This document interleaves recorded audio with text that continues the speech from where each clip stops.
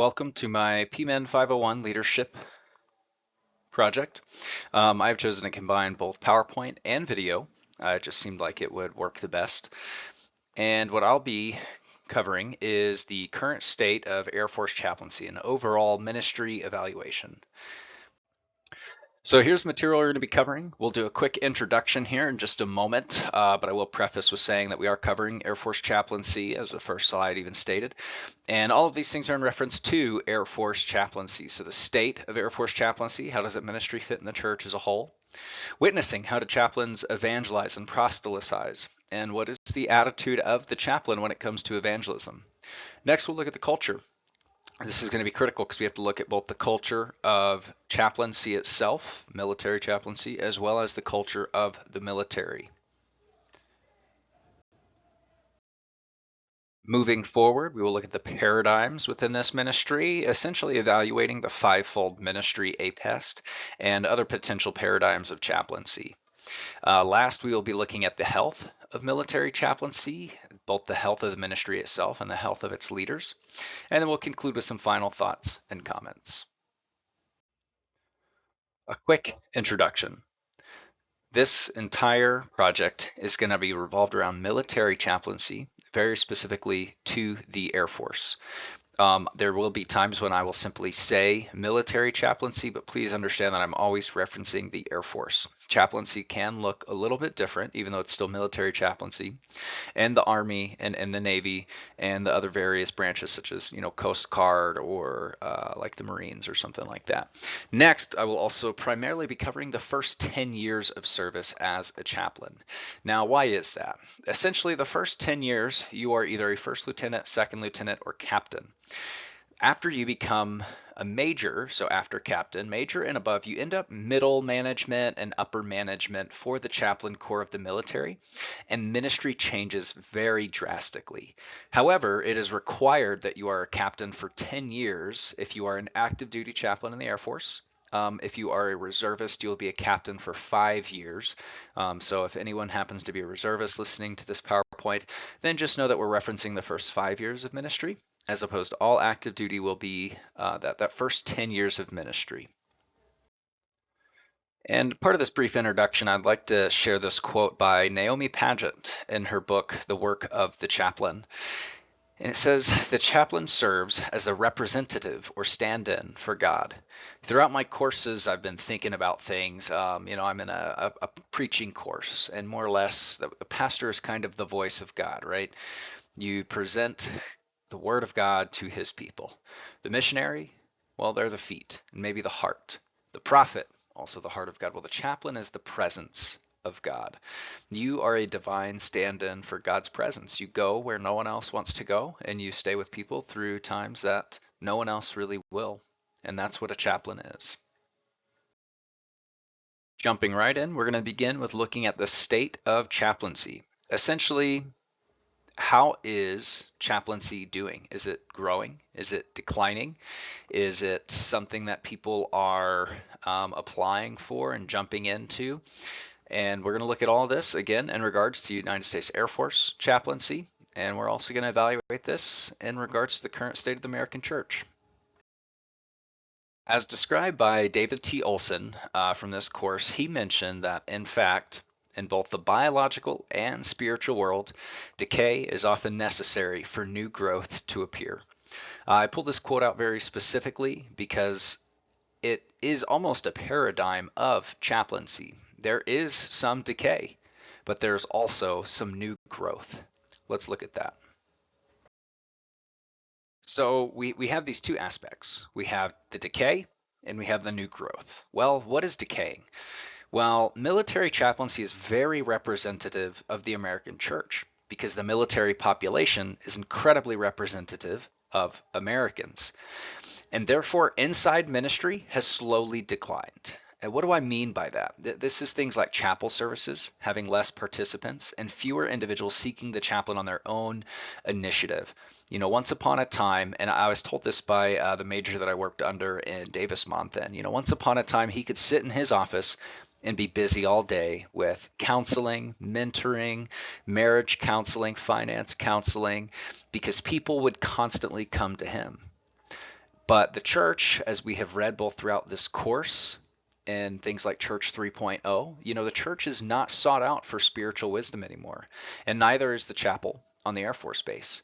So in that regard, there's a lot of decay. However, the new growth is inside the ministry itself. See, the chaplain is being utilized more than ever by the military. As unit engagement goes up, so does counseling, evangelism, and ministry. And I'll dig more into unit engagement as we walk through this, because that really is the heart of military chaplaincies, engaging with the units, the people that have been assigned to you that you are to care for their morality, sorry, not for their morality, but for their morale, as well as for unit engagement and such. Chaplain Captain Fuentes, also from Davis-Monthan Air Force Base, he told me once, he said, if you make yourself available and spend time with your people and show them you care, then I promise you you'll end up with more counseling sessions than you can handle. Now, counseling sessions is kind of a mark of success for military chaplaincy. This is an unfortunate conundrum that we sometimes come across with the military. The military wants to see results. They want to see that the money they're putting into you is worth it, and therefore you have to show that you are performing your job. And one of the ways you do that is simply by keeping track of your counseling sessions. Keeping track of your unit engagement. How often are you teaching? How often are you doing marital counseling or finance counseling or relationship counseling, whatever it is? So we keep track of those things. And ultimately, what Chaplain Fuentes was trying to express is that, as I said earlier, the chapel's in decay. You can't expect to keep your numbers up, so to speak, and be an efficient and effective chaplain if you sit in the chapel all day. But if you go to your people, you talk with them, you learn their names, you learn their families, what they like, what they dislike, what their unit needs in terms of morale. What would they like to do for fun to get a break from work that they might not be able to plan on their own? And with chapel funds, we could plan for them. We do those kinds of things. And the more you do that, the more people know who you are and they know that you are their chaplain, the more you will get these things that you ultimately want to do anyway, but the military also wants you to do things like counseling and such. And it's on that regard and on that front that the ministry is very much experiencing new growth. And what about the witness aspect? How do chaplains accomplish the Great Commission? And how does the military view chaplains in regard to evangelism? This is going to be a very unique topic here because essentially you are not hired to evangelize for your faith. You are there for morale and to perform rites and rituals and ceremonies as your faith allows. But at the same time, we have a separation of church and state. And I am not hired, so to speak, as a chaplain specifically to proselytize. So what does that look like? Well, let's look at it in terms of the four things that not only can we do, but we're expected to do. First of all, you are a minister. You are hired to be a minister. There are times that you will be required to preach at the chapel. You'll perform certain rites and rituals. Now, there will be more depending on your faith group. So as a simple evangelical or Protestant, I might not do certain rites and rituals, whereas an Orthodox Jew might have many rites and rituals, or a Catholic with things such as Mass or the way they do communion. There's also changes of command and funerals. These are times when it is expected that you go there because faith has been integrated into the military for such a long time that we pray at these things. We offer words of encouragements during these times.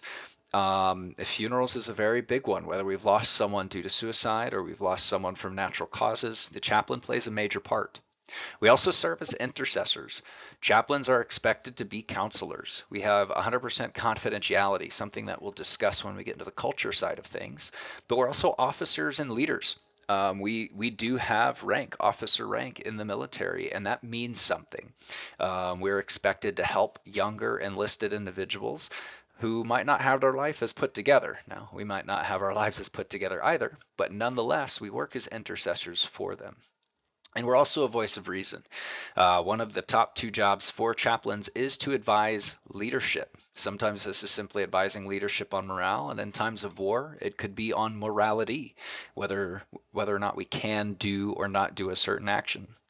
We also serve as healers, and this goes into witness in two kinds of ways, because we can't always essentially say that Jesus is the way, or be exclusive, especially in times of teaching or in times when we're offering something to a unit that is mandatory for them to attend. However, we do know that if we bring Christ into our teaching, then they will experience that. And if we get asked questions personally on the side, then we can take things further.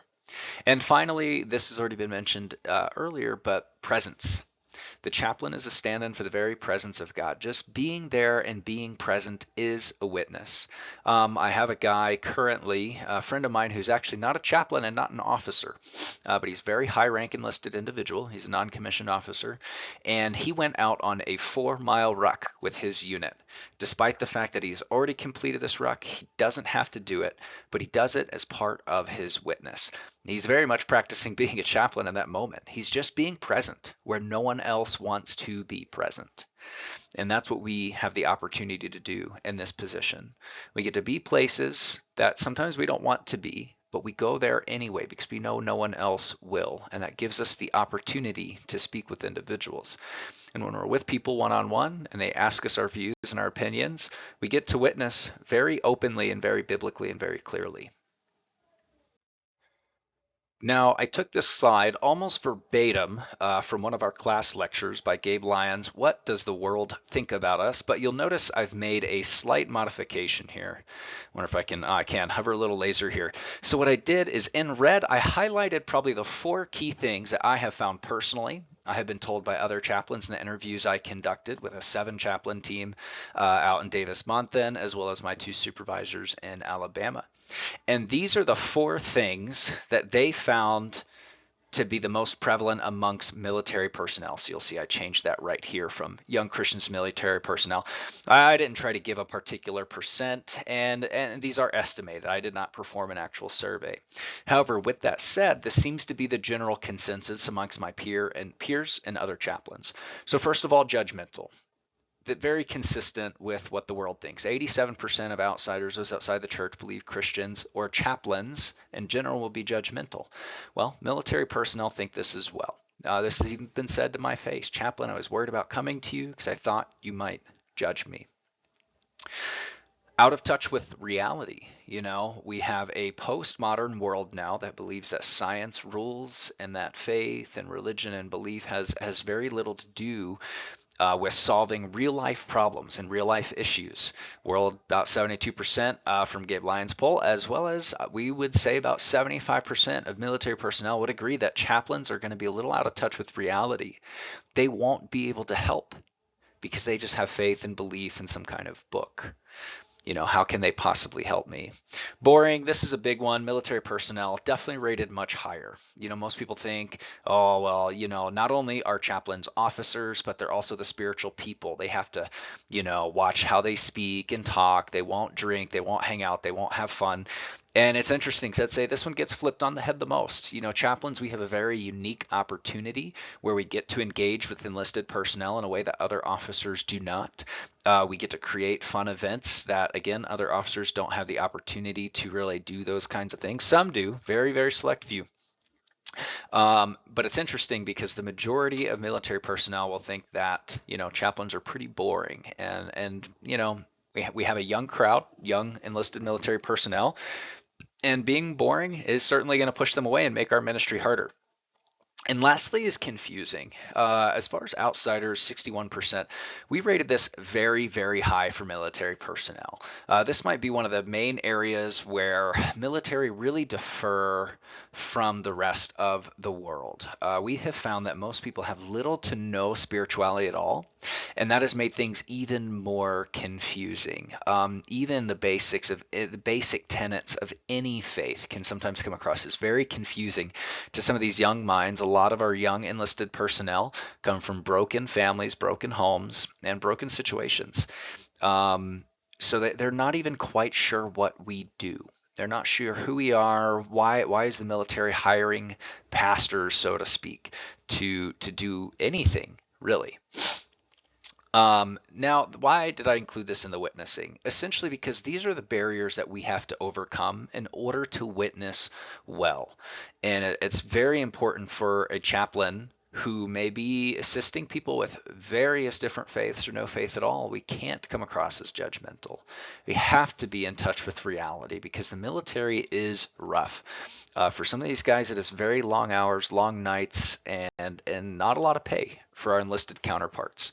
So we have to be in touch with reality, and we got to keep it fun and light and airy. And we need to make sure we're teaching things and speaking clearly and portraying things clearly so that they're not confused. Well, what about culture? Well, there's two cultures that we're going to have to evaluate here. We have the culture of the military as well as the culture of the chaplain corps. So I've got two different slides for those. Let's jump right in. So looking at this military culture, there's seven core things that I put on here. So first of all, these first three, you'll notice these first three here on the left, I basically took directly from one of our slideshows from this class that basically was stating the current culture of the America in general. And these apply so much to the military. As I stated earlier, the military really is a picture of American culture. You have every kind of ethnicity, every kind of person, and every kind of faith, and they tend to hold to pretty typical American values. So we're very much postmodern. There's a separation of faith, or potentially no faith at all. We go beyond reasoning. We go beyond these things. We're very postmodern. Multi-ethnic. Every kind of person, nation, tongue, language is in the military. And very post-Christian. Numerous faiths are represented by the military. In fact, there are 221 recognized faiths by the military. And the chaplain is expected to be able to assist any of these people in any kind of way they may be needed. Now, I'm going to save alcohol for last at the bottom. Let's jump to the right side, purpose. First of all, you have just the fact that the military itself has a purpose. It has a mission. It has values. And they expect their people to also stand for those same missions and values. And that can be quite conflicting for some people. And it's also interesting for chaplains to have to navigate sometimes, because what happens when the mission of the military differs from the mission of the church? I am both a chaplain, a minister, but also an officer in the military. How do I handle these two things, this culture, these clashes of cultures? Professionalism. It is an indoctrinated expectation. You know, as an officer, I get saluted, which is good as an officer, but sometimes as a chaplain, I want there to be a little bit more of a laid back atmosphere. How am I supposed to witness when someone believes they have to always speak correct, not be themselves, and professional in front of me? So this is a key aspect of military culture. And finally, promotion, climbing the ladder to success. The reality is getting promoted means you get more pay, usually better benefits, a little bit more respect, treated a little bit more human. Maybe you're not supposed to say those things out loud, but that's part of military culture. The reality is as you rank up and as you promote, you are treated with more respect and you get more pay in those things. So lastly, what I say for last here is alcohol. And this might seem very odd to stick in culture, but here's the reality is that there is a massive social alcohol aspect to the military. Most people probably wouldn't even know this unless you've been on a base, but many offices and units have their own bars. The pilots, when they get done flying for 12 and 14 hours, they don't have to go home to go get a drink. They have a bar right there. And this is common for many offices. You don't have to be a pilot or a part of a pilot group in order to have a kind of hangout area where you can go get alcoholic beverages. It is a massive part of the culture. There are lots of parties, and this tends to be the reason a lot of our younger individuals get in trouble. Now, how does all of this look like compared to chaplain culture? I kept the same format here. We'll just work from the left side and go around. So first of all, the chaplain corps is very diverse. There are 221 recognized faith groups by the U.S. military. It's not just Christians. It's not just Protestants. It's not just evangelicals or Baptists or Pentecostals. It is 221 different recognized faiths. Confidentiality is a massive aspect of chaplain culture. In fact, I probably should have saved that one for last or first to give it more emphasis, but one of the most unique aspects of the chaplain culture is 100% confidentiality. This means you can tell a chaplain anything from ideas of self-harm, confessing to past crimes, mentioning the potential of future things that you would want to do that normally would be reported by other individuals, and a chaplain cannot. Now, of course, we can find ways to be creative to make sure no one gets hurt or to keep another person safe. However, we cannot break that confidentiality, and therefore trust is a massive aspect of chaplain culture. Mission driven. It doesn't matter what your faith group is, despite being 221 different faith groups, we all have a mission. For the Christian, right, we have the Great Commission, as well as sometimes the mission of the Air Force does quite align with the mission of the church to create better people. Who can take care of the country, take care of their kids, take care of their families. And the military wants results. So we also have that aspect of mission as well. And as officers, we will be driven to show results. Morale. This is the heart of the chaplain corps. We are there to take care of people. More than anything else, people always come first. Unity, again, 221 faith groups, but it doesn't matter. It doesn't matter if my boss is a Orthodox Jew, and it doesn't matter if my direct counterpart who is helping me out is a Shiite Muslim. We have to work together to accomplish our missions, both for the military and for our own individual faiths. Promotion can be important for some people. This is definitely going to be a little bit more preferential, but it's very unique in the chaplain culture because the reality is you do want to promote. Again, I've already mentioned promotion in the previous slide of military culture. But in chaplain culture, it's interesting, right? Because we're expected to be, humble and kind and these kinds of things. So how are you supposed to be, well, no, maybe someone else deserves the promotion more when that promotion does matter for you? That determines your income, determines your position, it determines the bases you can go to and the ways you're going to lead. And it says a lot about your career. And lastly, professionalism. This is an odd aspect of the culture in which we are trying to balance both the chaplain, that is the minister, with the officer. The upstanding, do everything right, be professional with, hey, be laid back, engage with enlisted personnel, bring laughter somewhere where there's not laughter. How do we balance these two things? It makes the culture quite fun. All right, as part of this overall ministry evaluation, we have to look at the paradigms. Essentially, we're going to be looking at the APEST ministry within chaplaincy, and you'll find that it's quite unique because, again, we're not there to specifically be ministers. The military didn't say, hey, we want to hire pastors. They're hiring chaplains. So how does APEST even fit in when we're not hired as preachers or prophets or missionaries? All right, I know this slide can look like much, but just follow my little table down here. Let me get my pointer back. All right, this first lighter tan circle right here, this is military compatibility.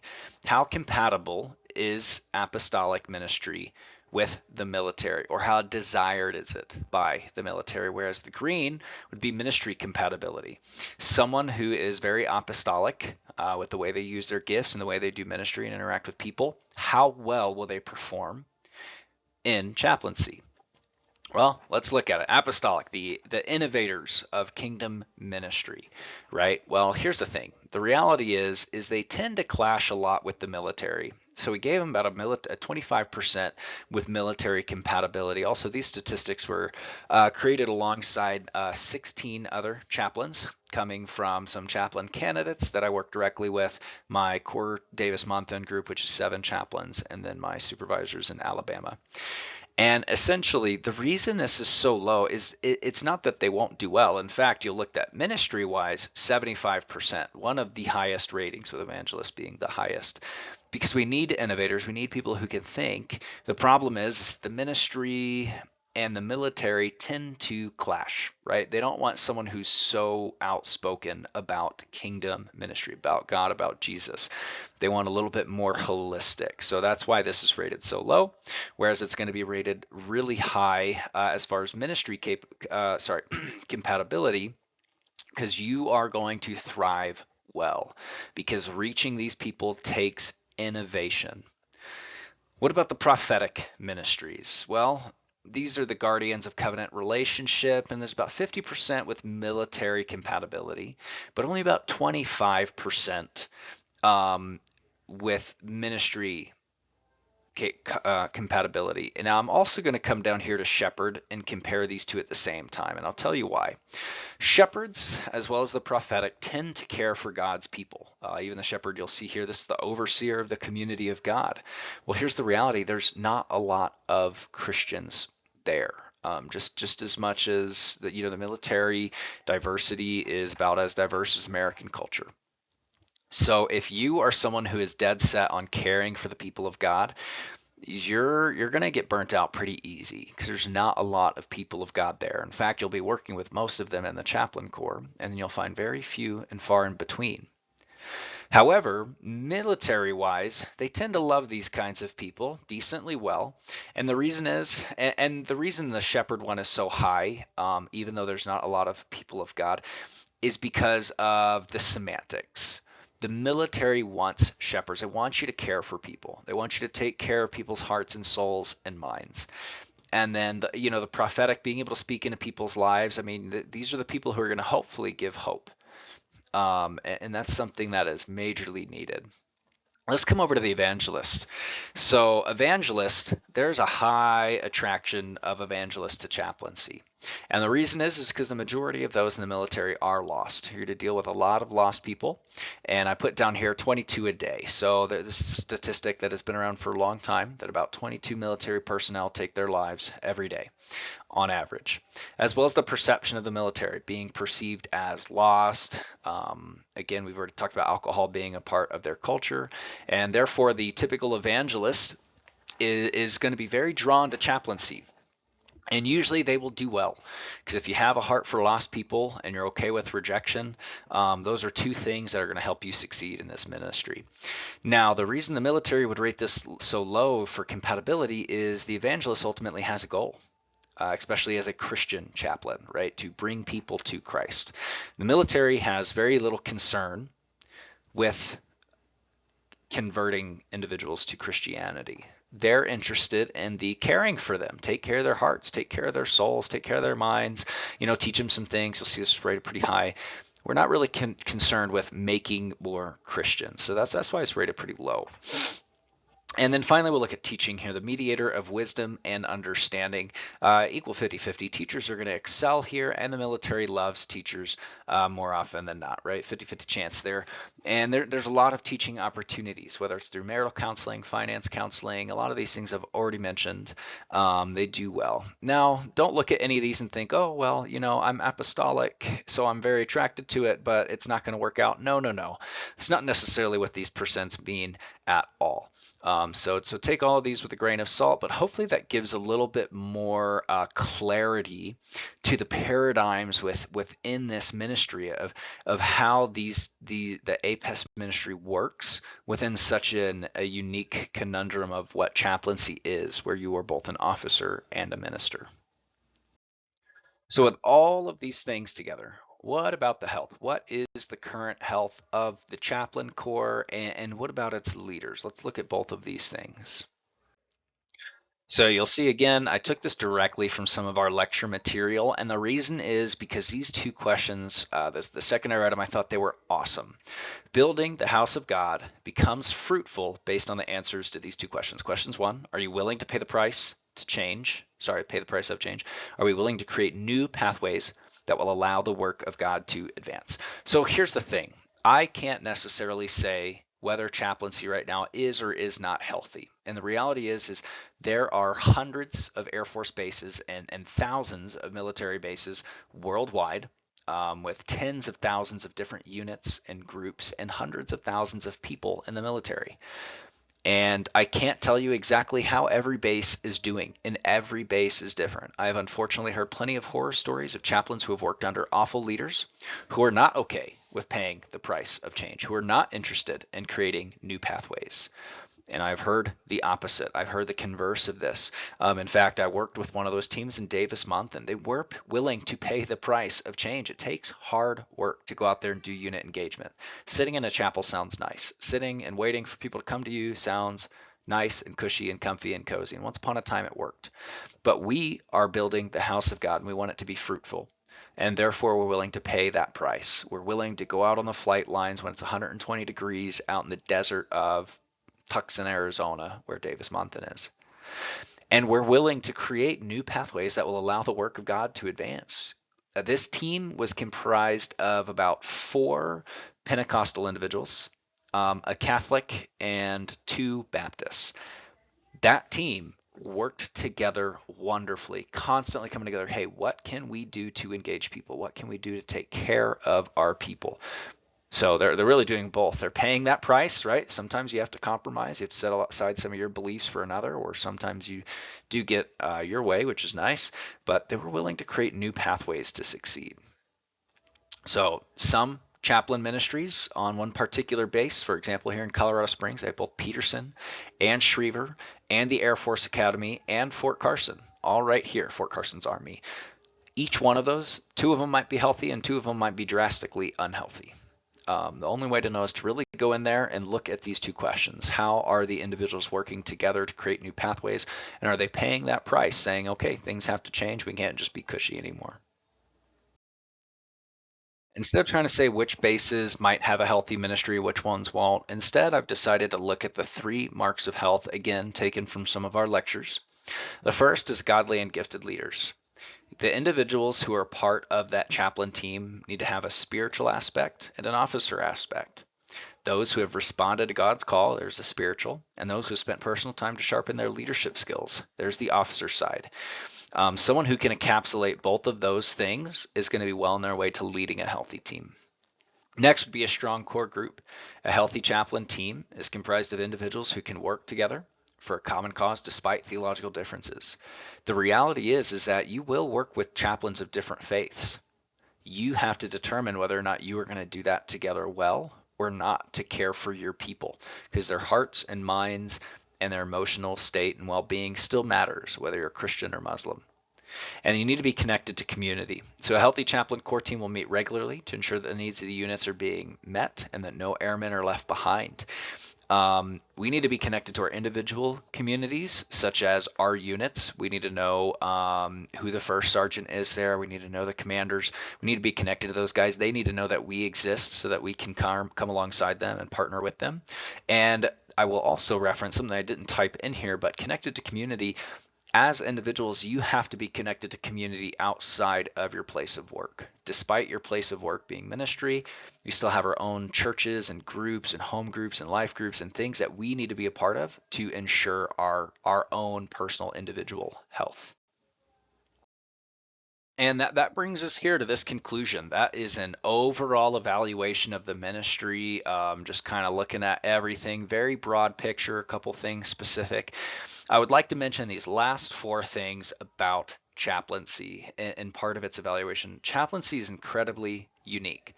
You're hired as a Christian for a non-Christian institution. There is a separation of church and state. You work for the military, you work for the government, but you are working in your ministerial position. And you have to find a very unique balance between those things. And it makes it very fun, makes it very engaging. Growing. This can be taken in several ways. First of all, chaplaincy is always in need and always expanding its scope of practice. Instead of creating new positions, they're kind of taking things and giving them to the chaplain. I have met chaplains who are responsible for suicide prevention, for sexual assault prevention, and I've been on bases where they do have a higher spiritual emphasis, and they have airmen ministry centers and such like that. So there's always a need for chaplains, and what we do as chaplains is always changing. It is an incredibly biblically sound ministry. You are fulfilling the mission of God the best way you can, and you're doing it by going. I would say that was the core theme in Church 3.0 that we read throughout this class. Was it's no longer about just building a church and people will come. And that's exactly what being a chaplain is. Yes, you have a chapel, but man, it is home base. It's a couple offices in a small sanctuary, and it's not meant for everyone to come there. It's meant for you to, maybe that's where you relax, maybe that's where you have your meetings with the team, but you go from there. And that is incredibly biblical. And lastly, it is challenging. The military is always moving forward, and therefore chaplaincy always has to be moving forward. The missions evolve, and our missions have to change, and the way that we reach people and encourage people has to change. So if you like critical thinking, if you like an expanded scope of practice, you like that unique aspect of, man, how do I balance these these two persons, the minister and the officer, and you love doing something biblically sound, chaplaincy is probably for you. And with that, we've come to the final slide. Thank you so much. Someone did, I don't know if other students will see this or not. If you have questions, feel free to reach out to me. I did use Slides Go for this kind of background, and for some of the formatting here, you do have to format most of it yourself. Definitely recommend it to you guys if you would like to use it. And this was my presentation by Michael Pouchot for PMIN 501. Thank you so much.